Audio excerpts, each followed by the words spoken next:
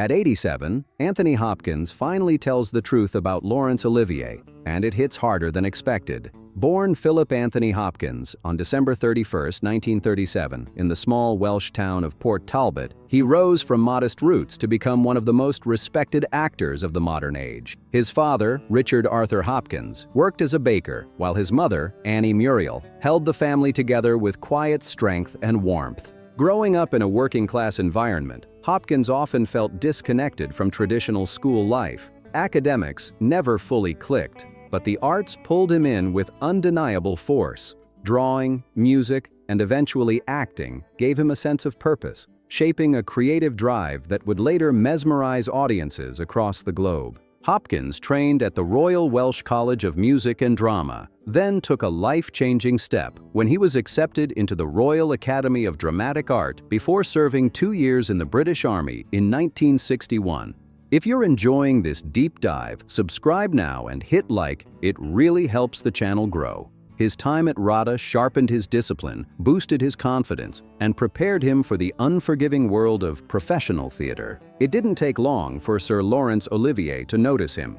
Olivier personally invited Hopkins to join the National Theatre, a moment that changed everything. Hopkins later described Olivier as a crucial mentor, and those years on stage, tackling Shakespearean tragedies and modern dramas, forged the commanding voice, emotional control, and quiet intensity that became his unmistakable signature. His transition to film was gradual but undeniably powerful. Early roles, including The Lion in Winter in 1968, hinted at something rare: an actor capable of projecting noble complexity mixed with tightly controlled emotion. Even then, Hopkins carried a quiet intensity that suggested far more was coming. That global breakthrough finally arrived in 1991 with his unforgettable turn as Dr. Hannibal Lecter in The Silence of the Lambs. The role demanded chilling calm, razor-sharp intelligence, and an almost hypnotic stillness. Hopkins didn't just play a villain, he created a screen icon whose polite menace still unsettles audiences today. Despite appearing for only about 16 minutes, he won the Academy Award for Best Actor, proving that impact matters more than screen time. From there, Hopkins built a filmography that showcased astonishing range and control.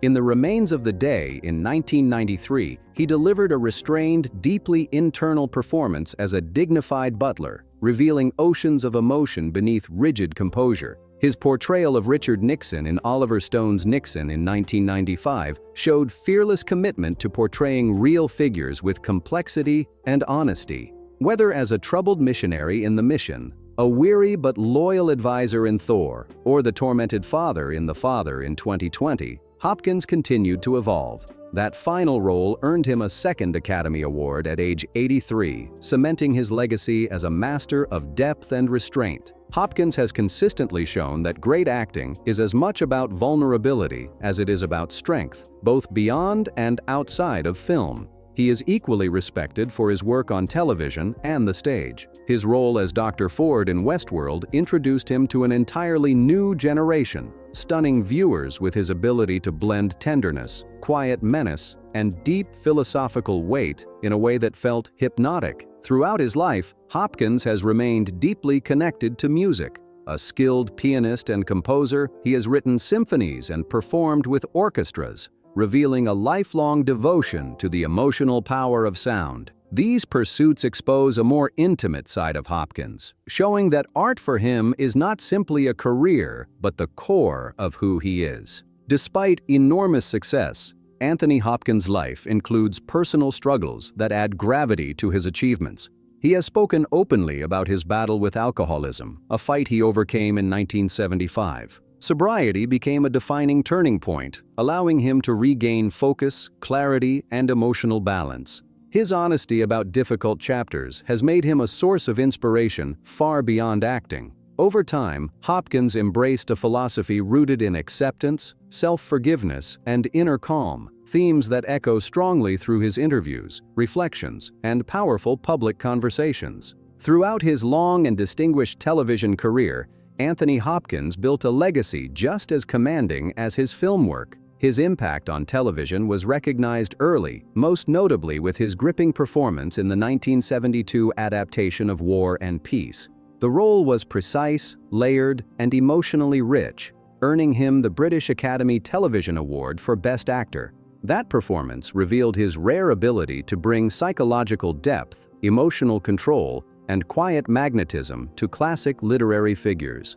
These qualities quickly became defining traits of his career and set a new standard for serious television acting. Hopkins's dominance continued into the late 1970s and early 1980s as he took on some of the most demanding biographical roles of his life. His chilling, tightly restrained portrayal of Charles Lindbergh in the Lindbergh kidnapping case in 1976 earned him his first Primetime Emmy Award, confirming what critics already knew. Hopkins could inhabit complex historical figures with striking accuracy and emotional weight. Only a few years later, he stunned audiences again as Adolf Hitler in The Bunker in 1981. The performance was deeply unsettling, yet impossible to look away from, earning Hopkins his second Primetime Emmy Award and cementing his reputation as one of television's most fearless and transformative actors.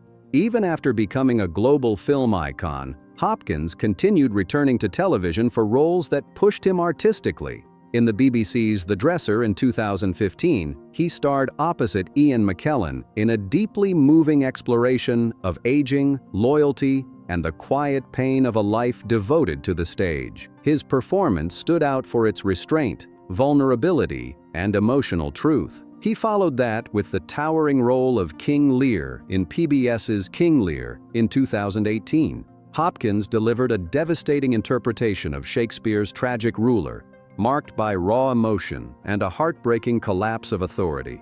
It was a reminder that even late in life, he remained fearless in his artistic choices.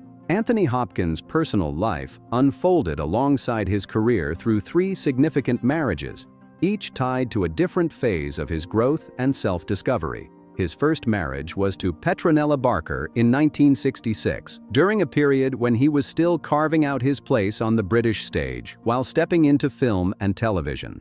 Barker, an English actress, shared his early creative years, and together they faced the pressures of an unpredictable profession. Long rehearsals, demanding schedules, and the constant uncertainty of success placed strain on their relationship. During their marriage, they welcomed a daughter, Abigail, but Hopkins's intense focus on work and his struggle with alcoholism created deep personal tension.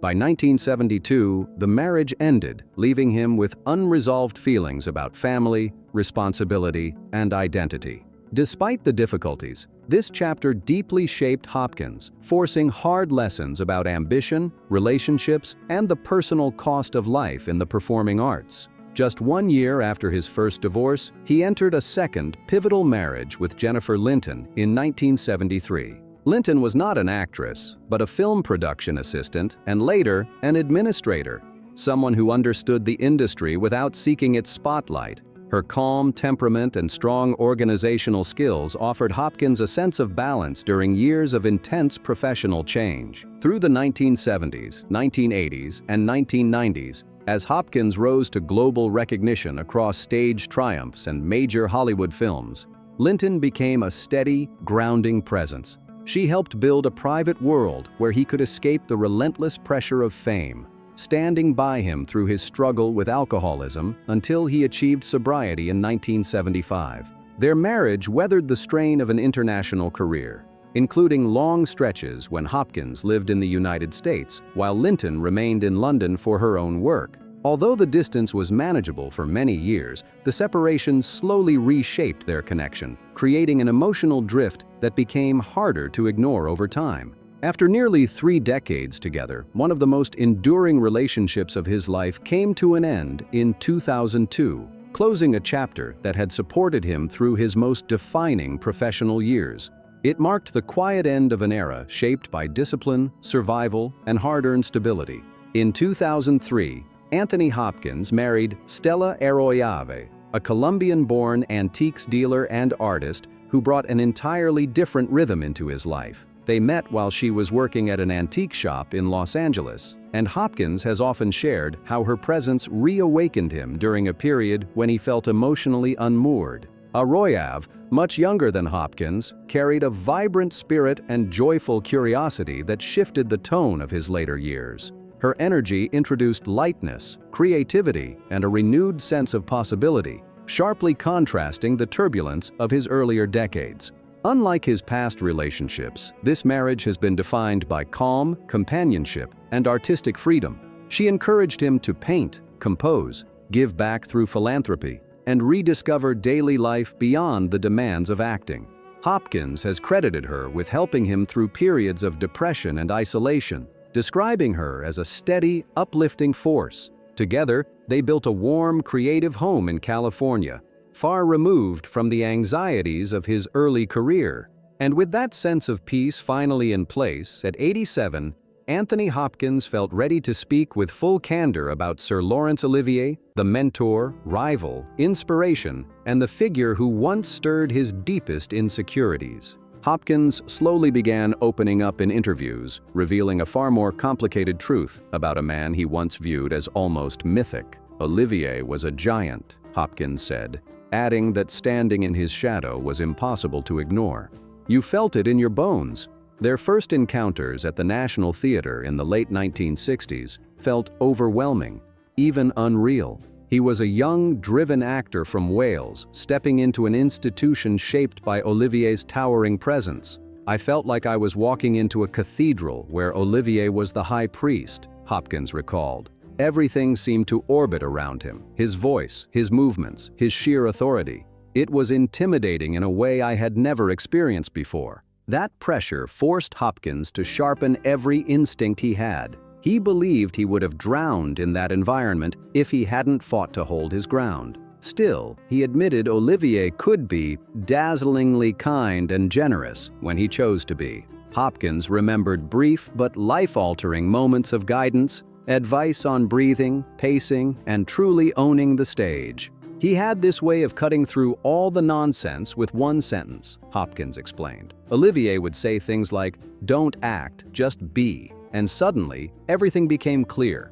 Yet Hopkins also hinted at a harder, more unsettling side of Olivier, one that was rarely spoken about publicly during his lifetime, and one that left a lasting impression. He acknowledged that Olivier could be fiercely competitive, even threatened by young actors with unusual promise.